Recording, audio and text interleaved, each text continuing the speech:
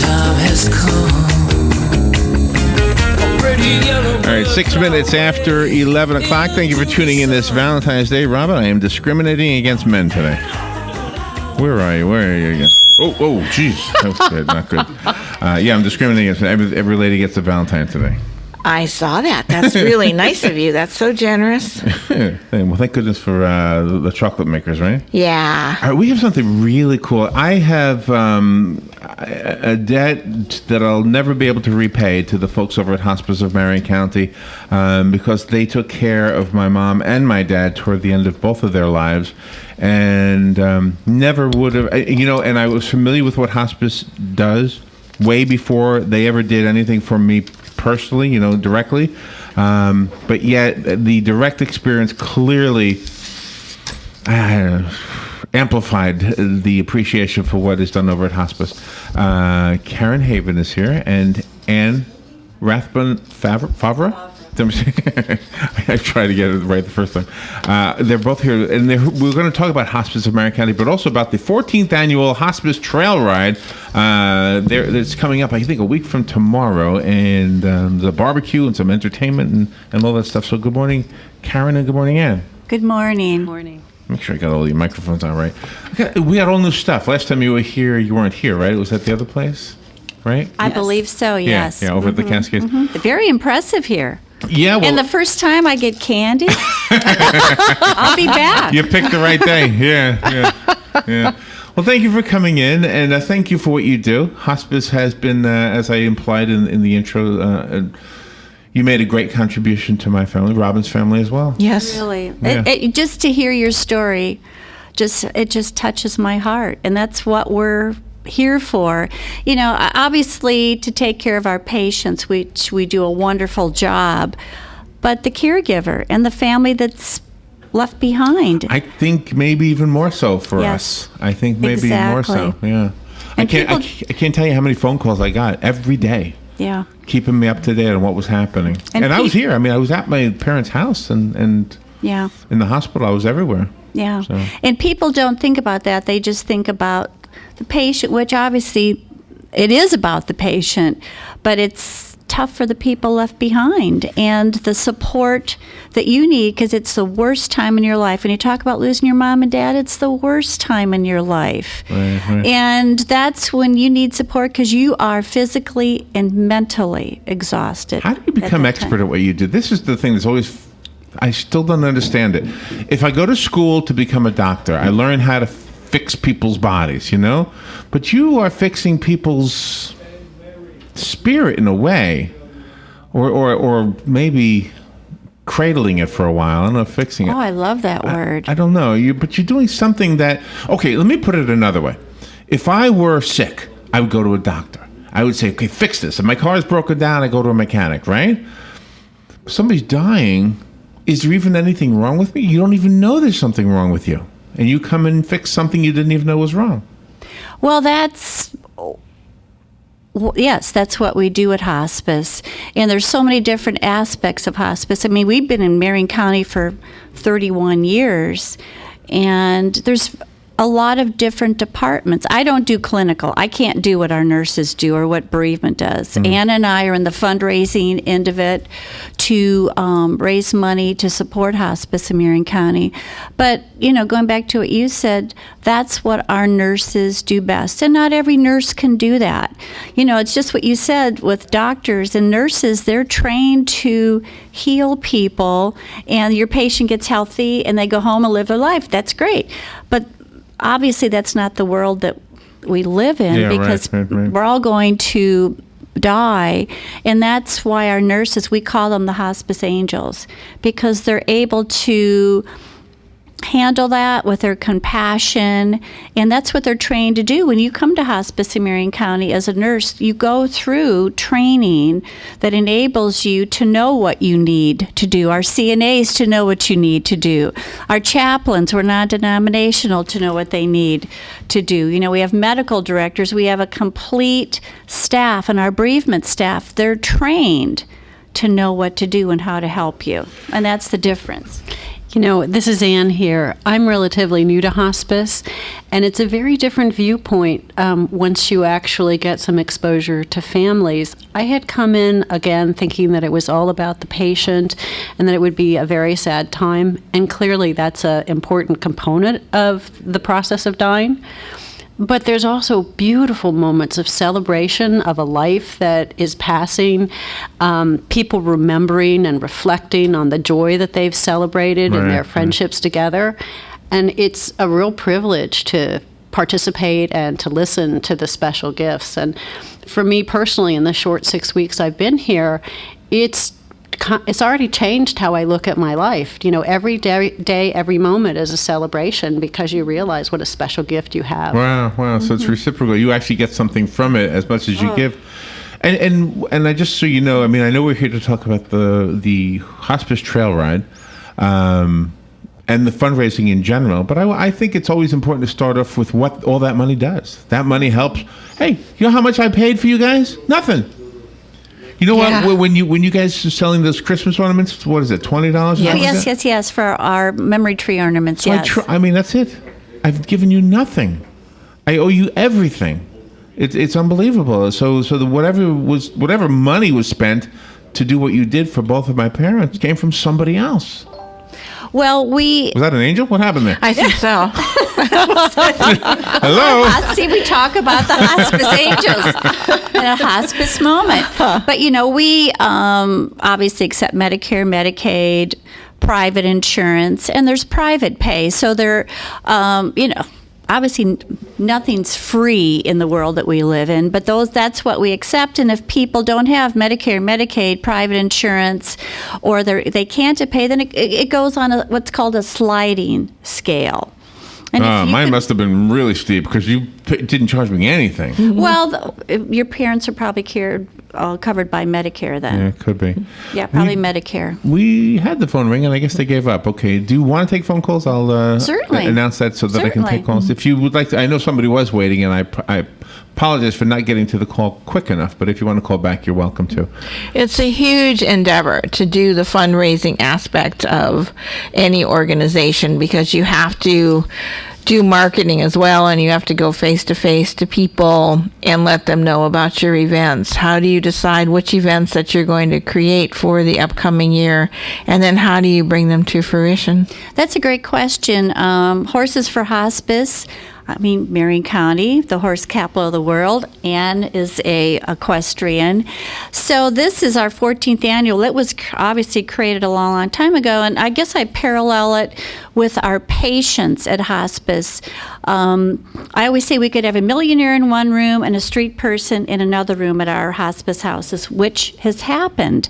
So we touch people from all different walks of life, and that's what we try to do with our fundraisers, is touch people from all different walks of life. Our fundraisers, they're fundraisers and they're also friend raisers.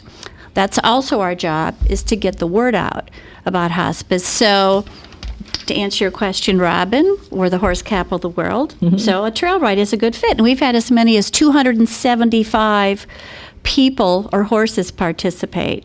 And it is BYOH. Bring your own horse. Yes, you got it. You can't believe how many calls we've had that people, well, I have a saddle, but I don't have a horse. Well, you're halfway there. But we do a bicycle ride. Ann and I are working on a Mother's Day luncheon. That touches another group with ladies. Our bicycle ride on May 17th is very popular. Another group. Motorcycle ride, I think. Yes. The Steel Horse Stampede, November 1st, that touches another group. So that's part of our job, is to fundraise and then to get the word out through contact with different people, different walks of life. And this is the 14th annual. Yes. So Anne, you came, it was like a natural thing for you to step into this, wasn't it? In many ways. I had done some past fundraising and actually was a pharmaceutical exec at one time, so I'm familiar with the healthcare arena, but the trail ride was a natural for me as well. I'm quite familiar with the horse park from some prior work. So all is good. One of the things I wanted to add that about Karen's comment with events, we do host several events with hospice. We're also in a very fortunate position where there are small civic groups and clubs who sponsor things like Jeep golfing. Club. Yeah, Go the ahead. Jeep Club just did a wonderful event in October, the Jeeptoberfest, I think, and presented hospice and a lot of other charities in town last Saturday night with a very nice check.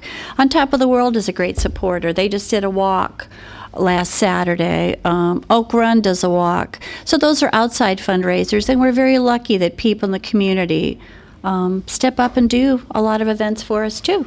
What's nice about this trail ride is that it's in memory of Wayne Vaught, and I've had the privilege to know him. Oh. He was a wonderful deputy in our community. He worked with the horses whenever there were events, and they helped park the Yes. cars and things, and that's wonderful that you're keeping his legacy and caring living on through this. As it should be. Years ago, I worked with my former supervisor was Suzanne Reynolds, and we started the trail ride, and we must have just looked pitiful. And I'm sure Wayne thought, those two women don't know what they're doing. And Wayne stepped up. He was over the posse and with the sheriff's department and said, "Can I be your committee chair?"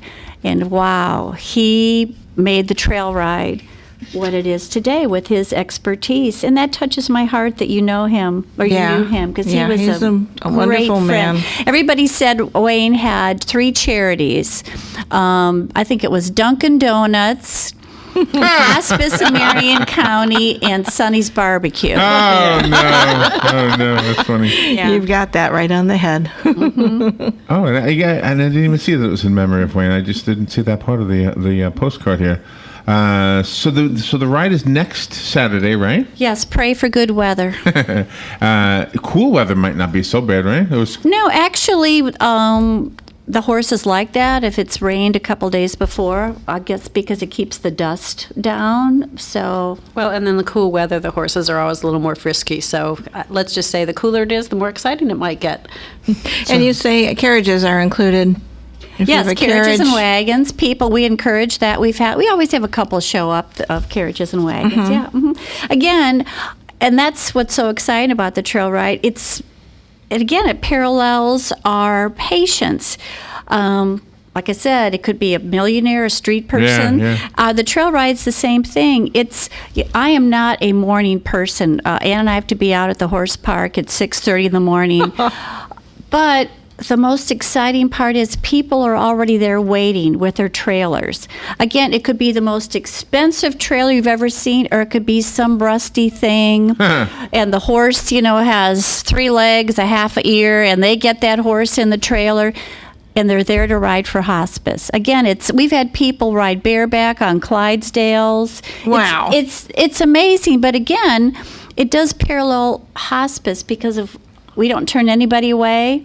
And all these people get up on that Saturday. They could do anything else, but they choose to ride for hospice. And you're there early, get to see the sun come up, and it's just a beautiful day. Bareback really on a is. Clydesdale. Photo op, I just too. like the way that sounded. Bareback on a Clydesdale. Clydesdale. Oh, yeah. Sounds like the name of a movie or something. I can imagine what you're We picturing. can arrange that for you, possibly. So there's also the barbecue lunch and the entertainment by a group called Border Town. Is that right? Yeah, Bordertown Country Western. They're a great band that donates their time for the day. Saddle Rack Cafe out of Anthony. They're going to do the barbecue.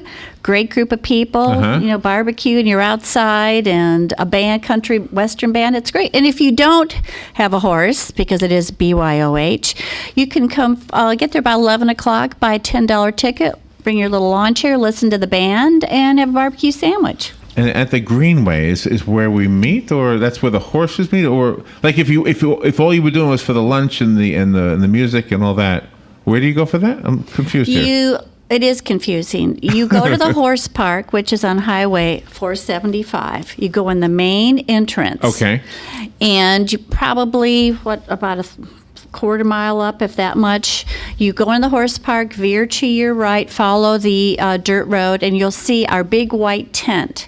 That makes it easy. That's Big white where tent. registration is. If you are going to ride, you need the coggins on your horse, you need your paperwork.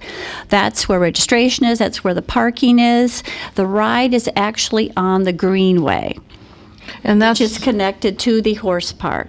And that's a very important factor for the people to have their coggins and the paperwork for the horse, because sometimes they'll just bring their horse and not have Their the up-to-date paperwork. So help me Exactly. out. I think everybody in the room knows what a coggin is, but me. What is a coggin? A coggins is a blood draw that basically says that a horse is free of a given disease. Oh, really? And anyone who rides horses will know what a coggins. I'm sure they yeah. do. So you literally have a vial of blood Yeah, with you? the vet comes, draws a vial of blood, runs the test on the blood, and comes up negative. That's what you want. Oh, the paperwork for the blood, Yeah, not the actual blood. The blood is negative for the disease. The vet gives you a paperwork, Okay. which is called Coggins certificate. Huh.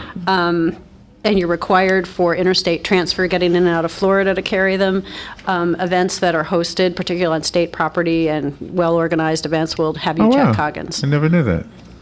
I learned that from my daughter. She knows that stuff because she likes to ride. Yeah. And Ann's right, most horse people know that. Well, and I figured I figured it was one. I didn't have to ask, but since Robin knows, hey, wait, I feel left out here. I don't know what it is. Is there an age limit on this? Can children ride, and can people bring their pets? You usually see people with their dogs and stuff That's a at no. I can read outdoor faces. events. That was a no. We discourage people from bringing their dogs. It's just too much confusion. Mm-hmm. 275 horses, and then you have dogs running around. So we ask that people don't. The age limit, we've had children as young as 6-7 years old ride. There is Wow. a release form, and when you register in the release form at the bottom, there's a place to sign. If you are under 18 years old, a parent or guardian must accompany you. So, but yeah, we've had every age and senior riders also. We'll say senior nice. riders, yes. We give a little certificate for the youngest rider, the person that comes from the farthest away, and the senior rider. Oh, really? The Yes. farthest away. Yeah. Oh, wow. I have people, from all over the state that come to ride. So, yeah. Oh, you've written on your brochure that camping is available at the horse park. I never knew you could camp there. Yes, the horse park has hookups, sewer, water, electric. Oh, wow. I don't remember the exact fee for a hookup per night. I think it's pretty nominal. I'm saying $15, $30 in that range, something like that. But you would actually go to www.flhorsepark.com for more information about the camping, or you can call the park directly. That's handled separately from the ride. Oh, okay. Can we work into this conversation a little bit about the therapeutic effect of horse riding? Let's say, and try to connect it to hospice, I guess. Have you ever had somebody who, just because of your expertise, you said, you know what, maybe a horse ride might help you? I actually, because I'm not in clinical care, have not, but I can speak to my own experience. I had the loss of a father about the same time I picked up riding. There were some other things going on in my life. So to emotionally connect to a horse, there's a very special bond that until you experience it, it's kind of hard to describe. But horses are herd animals. They want to be part of a herd. They're looking for leadership. So when you're able to establish that with a horse and have the connection, it's very healing on the emotional level. But it is also, riding is known to be great for all kinds of physical ailments as well. There's therapeutic riding programs. To be a great rider, you need to engage your core. So people with movement disorders, with partial or full paralysis, will use equine therapy to help them build muscles. There's a dear friend of mine called Lauren Barwick, who is a para-equestrian gold and silver medalist who lives now in Ocala. She does not have the use of her legs, wow. and yet she is an exquisite rider. And if you get an wow. opportunity to see her, I'd really encourage you. She works with other equestrians as well at the top levels of competition. Oh, wow. Oh, my. It just seems like a natural, because of what we know about the therapeutic effect of riding, that is above my head. I've heard it. I believe it. It makes... I don't know if it makes sense to me actually, but I believe it. I guess I embrace it. There's two components loosely. There's the emotional mental, which is one of which I was talking about, for example, the grieving process. Right. But there's also the physical piece of it from a therapy of helping people move better. Do you have a favorite fundraising event? Is this, or are they all your favorite at any given time? Boy, that is a tough question. I do love the trail ride, like I said. I hate getting up early, but when you get to that horse park... Yeah, but once you're up, you're up. That's exactly right. You get a shower and you're ready to go. But I love being there. I love the outdoors. I have the best job in the world because I get to meet people from so many different walks of life. I have some great friends that are equestrians. The bicycle ride, same thing. But the... motorcycle run, I was afraid to have the motorcycle run because I thought, oh my God, I'm going to get murdered. There's going to be Hell's Angels. And do you know that motorcycle run, I have some of the best friends now that ride motorcycles. Did you buy any leather as a result of that? No, I did not. No? No, I did not. I had never even been on a motorcycle before. But I did get to ride with Dave Billups, who is the drummer at the Night Shift Band. I was his groupie, and he brought his Harley in for me to ride. No. Wow. But again, another wonderful group of people and very, very giving. So I love the motorcycle run and I love the trail ride. Again, I just get to meet people from so many different walks of life. So Well, this has to be very emotional for both of you ladies, even though you're not, like you were saying, do what the nurses do. Clinical. You still have to go out there to raise funds and express the thoughts and the feelings of the families. So both of you have to feel some kind of emotion at some time during the course of your job. Oh, there's no question. Just even at the Steelhorse Stampede, here I thought, it's going to be all horrible, mean biker people, and you walk out in the parking lot, and here's a... Rob is a biker chick, by the way. Yeah, and here's a big guy just got off his Harley and all leather, and he'll come up and he'll be crying, and he'll say, "Thanks for taking care of my mom," and it it just knocks you down. It's just so emotional. It is so emotional, and the same thing happens at the trail ride. People are riding for a loved one. So I just had the Ocala Car Club, Antique Car Club, come in Wednesday, brought out at Legacy House, where our office is, Legacy Hospice House, and they brought all their antique cars. And a guy walked up to me there, and he could barely talk. He had tears in his eyes. So, and you kind of know, and I'm like, I just put my arms around him, and, who did you lose? What happened? Tell me about it. Wow. And tell me about it. And he had lost his best friend and his grandma in hospice. Oh, wow. Oh. So you constantly hear those stories. Do you know, when my dad was dying, he wanted to die at home. And hospice allowed him to be at home when he died. There was a hospital bed brought in. We converted the living room into this almost like a hospital room. Yep, very common. Robin was an important part of this whole thing. The memory I have was my dad looking out the front window into the front yard, and at the cars and the children and the things that would go past the house. And I thought, well, you wouldn't see that in a hospital, and this is his yard. Right, in his house. Hospice enabled that to happen. Yeah. Yesterday we had, I think it was 359 patients on our service. Those are Marion County residents. We have 4 hospice houses. Estelle's and Sylvia's each have 8 beds. Legacy House, where Ann and I are at, has 24 beds. Tuscany House has 8 beds. It's on 441 down by the Villages. And you think, well, okay, 350 some people. Where are the other people? We take care of people in assisted livings, nursing homes. We could have a few in the hospital, but the majority, they're at home. That's where they want to be. About 80% are actually at home with their loved ones and their family, being able to, go through that process together. I think it's also worth saying again, because I kind of bring a new perspective and viewpoint of hospice. When I walked in the facilities, you can't help but being struck by the hominess. We have a fireplace burning, That's we have right. couches, and so for those patients who choose to have an in-service stay or can't, for whatever reason, stay in their own homes, we try to make everything as homey as possible. The headboards, are something that you'd see in people's homes. There's books, there's games. So we make every attempt to make it as homey as possible for people who actually choose to stay with us. Right, and I remember when Robin's stepdad died, it was in one of the hospice houses. Yeah. Which one was it? It was Sylvia's house. Sylvia's house. And I remember there was a little seating area Yes. off in like a screened room or something. Yes. If I remember right. And nice. So we like to talk about what you do because that's really important, so that people can know just what you do and hear from people who've experienced your services.